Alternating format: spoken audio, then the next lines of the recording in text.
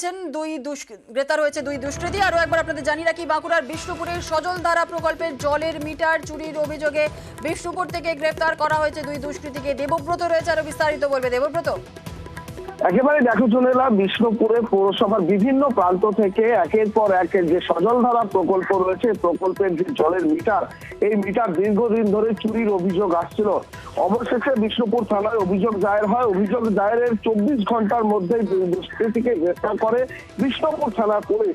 তোমাকে জানাবো, এই যে মিটারগুলি রয়েছে, এই মিটারগুলি মূল্যবান ধাতু দিয়ে তৈরি করা, যে কারণেই চোরেদের একটা আকর্ষণ ছিল।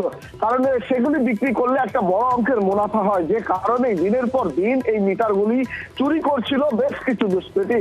এবার অভিযোগ পাওয়ার পরেই তদন্তে নামে বিষ্ণুপুর থানা পুলিশ। অভিযোগ পাওয়ার পরেই তদন্তে নেমে বিষ্ণুপুর থেকে দুই দুষ্কৃতীকে গ্রেফতার করে বিষ্ণুপুর থানা পুলিশ। এরপর তাদের বিষ্ণুপুর মহকুমা আদালতে তোলা হয় এবং তাদের রিমান্ডে নেওয়া হয়েছে। পুলিশ জানিয়েছে যে এই ঘটনার সঙ্গে, অর্থাৎ এই চক্রের সঙ্গে আরো কারা কারা জড়িয়ে রয়েছে তার তদন্ত ইতিমধ্যে শুরু হয়েছে। তাদের কাছ থেকে বেশ কিছু যে জলের মিটার রয়েছে সেই মিটার উদ্ধার করা হয়েছে এবং আরো যে মিটার চুরি হয়েছে সেই মিটারগুলি খোঁজার চেষ্টা করছে বিষ্ণুপুর থানা পুলিশ।